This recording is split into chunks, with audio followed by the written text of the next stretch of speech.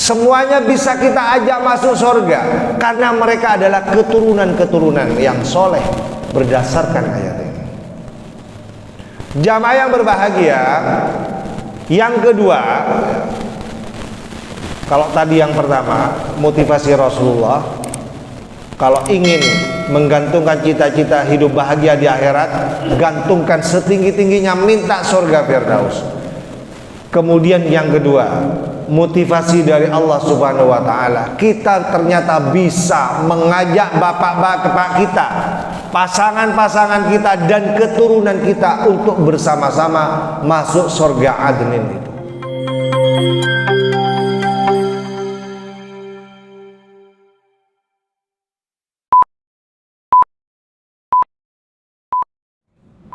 Assalamualaikum warahmatullahi wabarakatuh.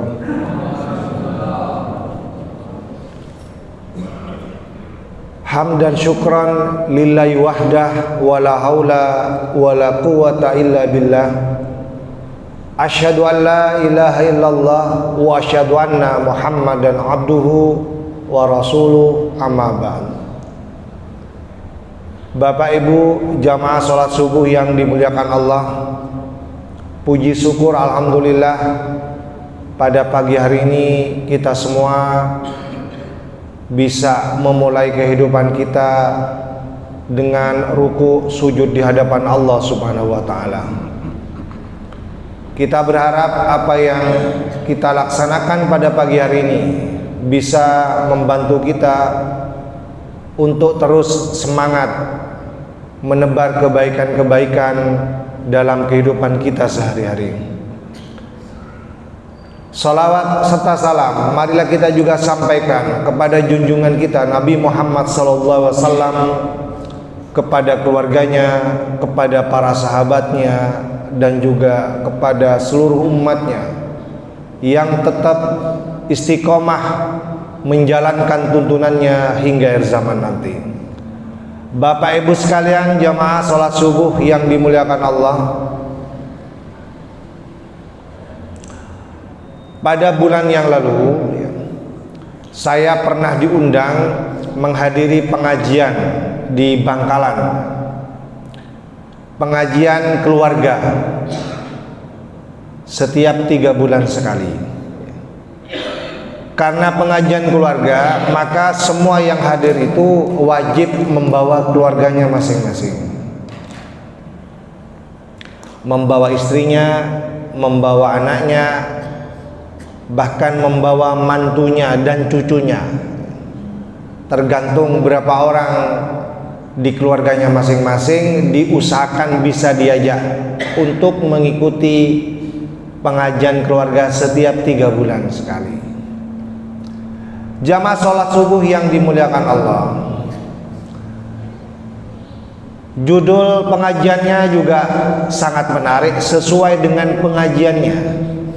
Karena pengajian keluarga, judulnya itu adalah masuk surga bersama keluarga. Ada pesan yang ingin disampaikan melalui judul itu. Apakah bisa kita itu nanti bisa mengajak seluruh keluarga besar kita untuk masuk surga bersama-sama?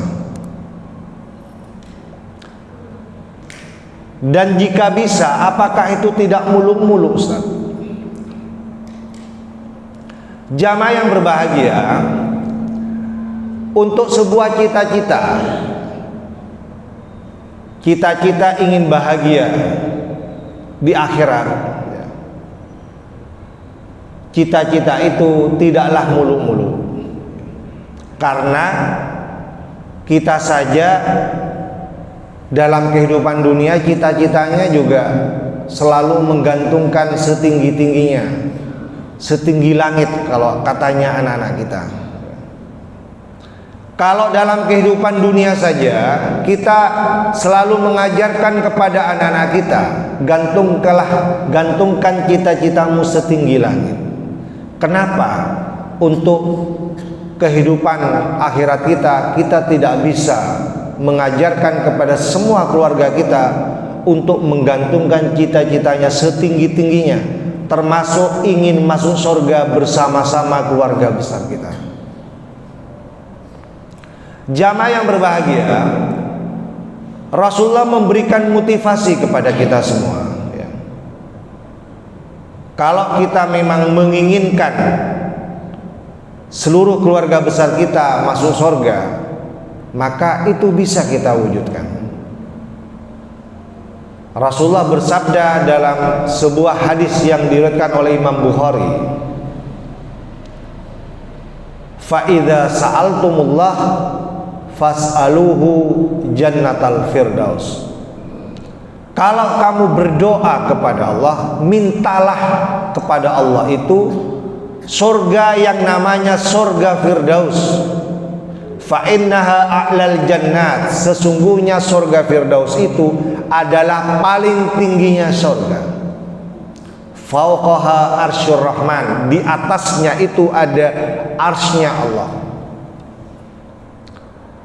Hadis ini sekali lagi memberikan motivasi kepada kita semua bahwa untuk sebuah cita-cita hidup bahagia di akhirat, masuk surga, yang memang menjadi cita-cita kita semua, tidak boleh tanggung-tanggung Bapak Ibu. Kalau memang kita menginginkan surga dan itu menjadi kebahagiaan kita dan keluarga kita semua di akhirat, maka mintalah, minta surga yang terbaik. Tidak boleh kemudian ada gurauan, walaupun ini gurauan tetapi sepertinya perlu kita berikan kritik ya, dengan mengatakan tidak apa-apa lah Ustadz, yang penting masuk surga walaupun di emperannya nggak apa-apa. Jamaah yang berbahagia, saya kira ini cita-cita yang pas-pasan ya. Padahal kita meyakini kehidupan abadi itu adalah di akhirat ya. Sementara kehidupan yang fana itu di dunia. Kenapa? Saya bertanya lagi, untuk kebahagiaan kita di dunia, kita selalu menggantungkan cita-cita kita setinggi langit. Tetapi kenapa untuk kebahagiaan kita di akhirat kita tidak bisa menggantungkan cita-cita kita setinggi-tingginya seperti yang dimotivasi oleh Rasulullah ini? Kalau memang kita ingin surga, mintalah surga yang paling baik, yang terbaik. Dan itu disebutkan di dalam hadis ini adalah surga Firdaus. Jamaah yang berbahagia, oleh karena itu sekali lagi, tidaklah mulu-mulu jika kita menginginkan kehidupan yang bahagia di akhirat itu bersama-sama masuk surga dengan keluarga kita, untuk memasuki surga yang namanya surga Firdaus itu. Berikutnya, dari pengajian ini ada yang bertanya, apakah bisa Ustaz kita mengajak seluruh keluarga besar kita masuk surga Firdaus? Bisa ya. Rasulullah tadi sudah memberikan motivasi kepada kita. Allah pun juga memberikan penjelasan yang sangat jelas di dalam surah Ar-Ra'd ayat 23. Allah berfirman, a'udzu billahi minasyaitonir rajim, jannatu adnin yadkhulunaha. Surga adnin itu akan dimasuki oleh orang-orang yang beriman.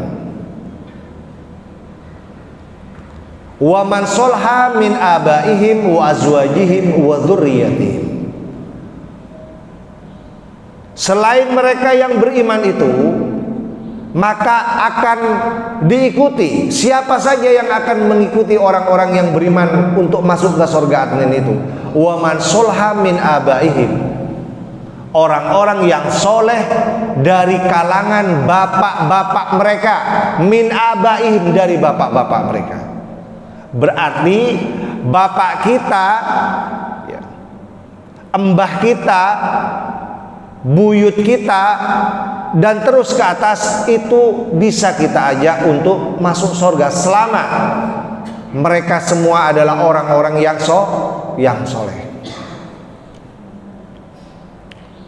Bapak, mbah, buyut, siapa lagi? Di atas buyut siapa bapak ibu? Kita hafalnya sampai buyut ya. Jujuk cepon reng matura, ya tas saya jujuk kasak pun tauning, pasera tauning. Ya. Kalau bahasa Jawa itu apa itu ya? Cangga. Ya. Kemudian wareng, kemudian siwur, ya. Dan seterusnya. Ya. Wa azwajihim, dan orang-orang yang soleh dari istri-istri mereka. Di sini pakai kalimat azwaj. Azwaj itu jamak. Ya, kalau mufradnya itu zauj. Zauj itu satu istri. Tapi kalau azwaj itu jamak. Bisa diartikan istri-istri mereka. Jadi kalau misalnya di antara kita ada yang istrinya lebih dari satu, ya, misalnya 2, 3, berarti masuk dalam kalimat ini min azwajihim, dari istri-istri mereka. Jadi kalau misalnya kita punya istri lebih dari satu, bisa masuk surga semua Ustaz? Bisa, berdasarkan ayat ini. Wa dzurriyyatihim, dan keturunan-keturunan mereka. Siapa keturunan mereka? Anak kita, kemudian setelah itu cucu kita, setelah cucu cicit, setelah cicit anaknya cicit, cucunya cicit, cicitnya cicit, dan seterusnya. Semuanya bisa kita ajak masuk surga karena mereka adalah keturunan-keturunan yang soleh berdasarkan ayat ini. Jamaah yang berbahagia, yang kedua, kalau tadi yang pertama motivasi Rasulullah, kalau ingin menggantungkan cita-cita hidup bahagia di akhirat, gantungkan setinggi-tingginya, minta surga Firdaus. Kemudian yang kedua, motivasi dari Allah Subhanahu wa taala, kita ternyata bisa mengajak bapak-bapak kita, pasangan-pasangan kita dan keturunan kita untuk bersama-sama masuk surga adnin itu. Jamaah yang berbahagia, bagaimana caranya Ustadz supaya kita ini bisa mewujudkan cita-cita yang sangat mulia itu? Tentunya kita harus punya niat yang kuat. Mulai sekarang sudah harus fokus mewujudkan cita-cita besar, reunian bersama keluarga kelak di akhirat, bersama-sama kita rombongan masuk surga bersama keluarga besar kita. Harus fokus untuk meraih cita-cita hidup bahagia bersama keluarga di akhirat, tanpa harus melupakan kebahagiaan kita di dunia. Jangan dibalik, ya. Jangan dibalik.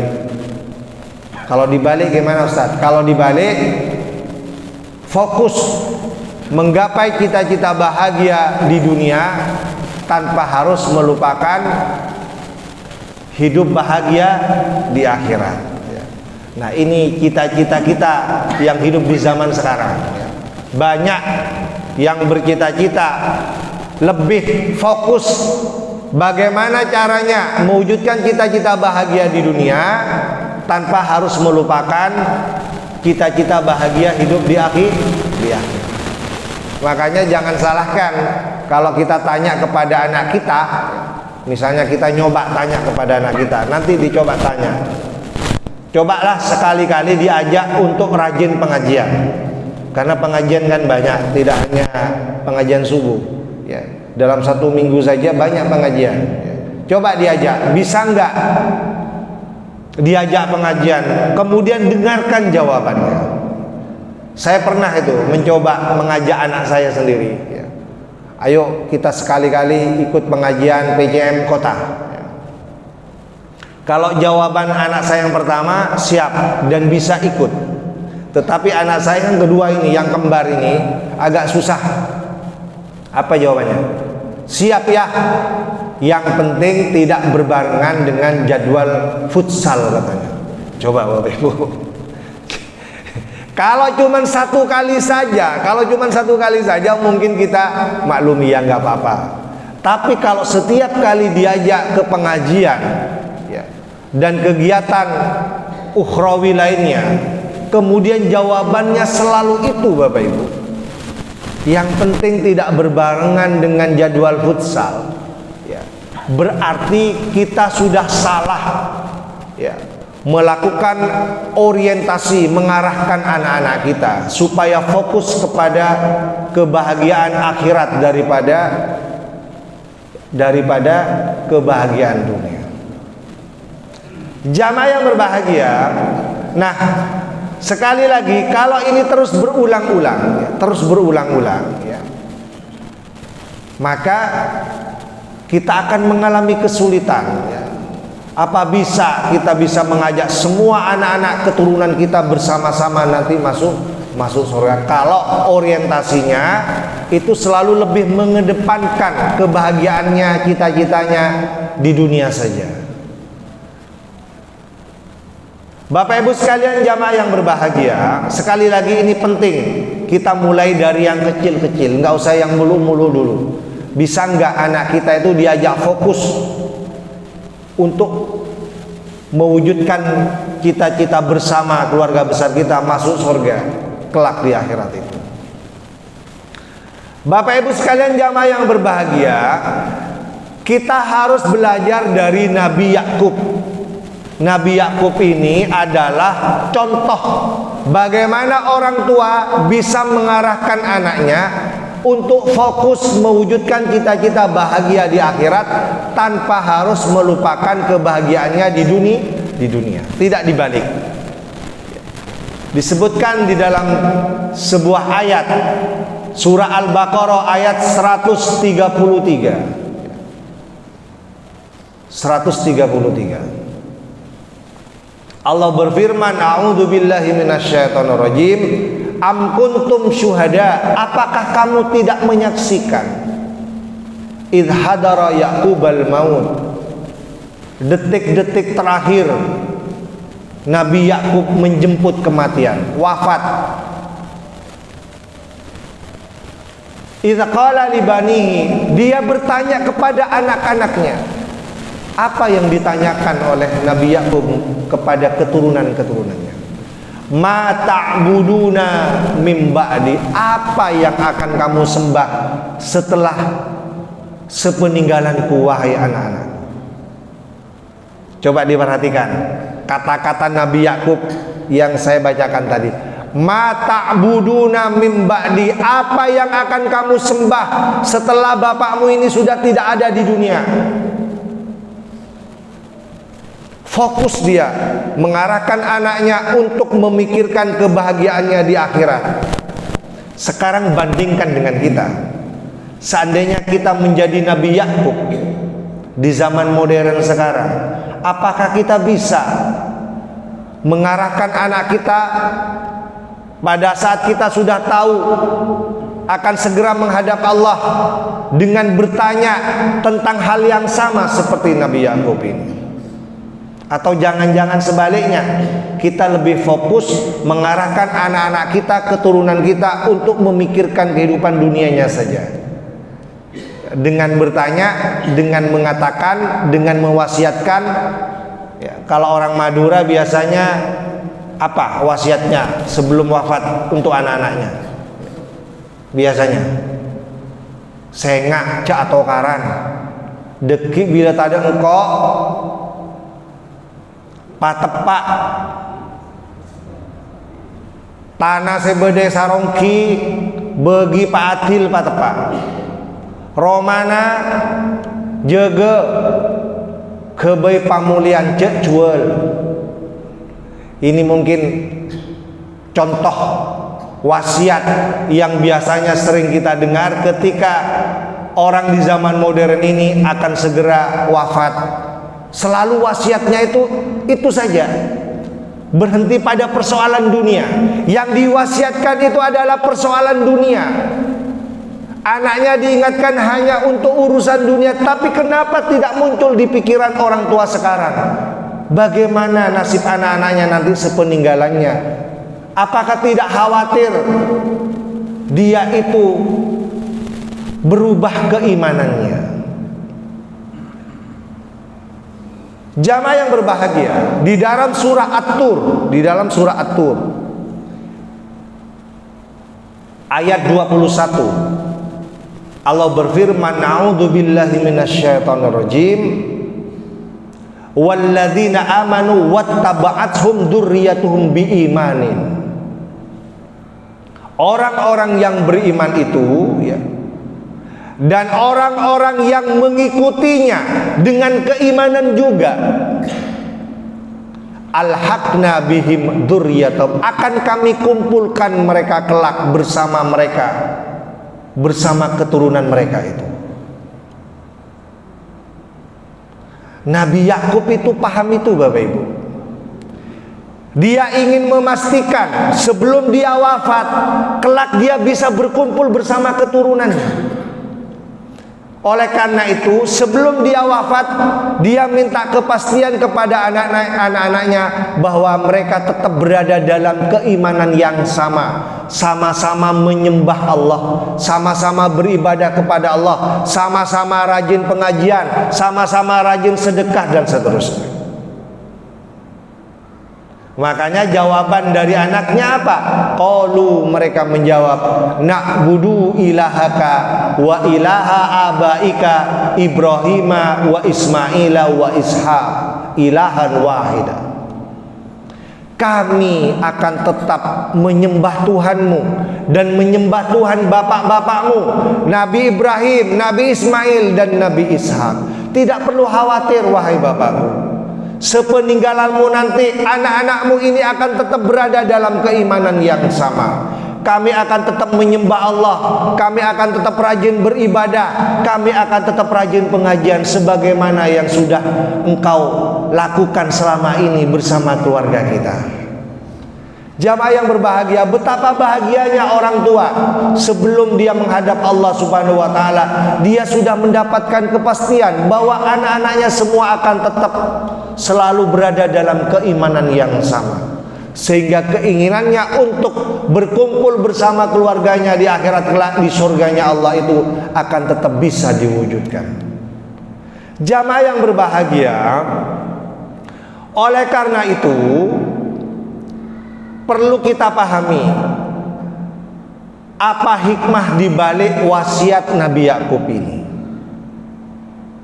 Salah satu hikmahnya adalah karena Nabi Yakub tahu ada kemungkinan di antara keluarga kita itu nanti ada yang di sorga, ada juga yang di neraka. Kemungkinan itu bisa terjadi. Ada bapaknya yang di sorga, anaknya, saudaranya ada di neraka. Terkonfirmasi dengan surah Al-A'raf ayat 50. Di sana disebutkan, Allah berfirman, wa nada ashabun nari ashabal jannah. Nanti akan terjadi perbincangan antara penduduk neraka dengan penduduk surga. Wa nada ashabun nar, penduduk neraka berteriak-teriak memanggil-manggil ashabal jannah, penduduk surga. Apa yang disampaikan oleh penduduk neraka? An afidu minal ma, berikan kami air, kami haus, kami lapar. Au mimma razaqakumullah, atau berikan sedikit apa yang Allah rezekikan kepadamu. Ibnu Abbas dalam tafsirnya mengatakan, wa yunadi rajulu abahu au akhahu qad ihtaraq. Akan ada seseorang akan teriak-teriak memanggil-manggil bapaknya dan saudaranya kelak di akhirat. Dia ada di neraka, bapak dan saudaranya ada di surga. Yaqulu qad ihtaraq, aku ini sudah hangus, gosong.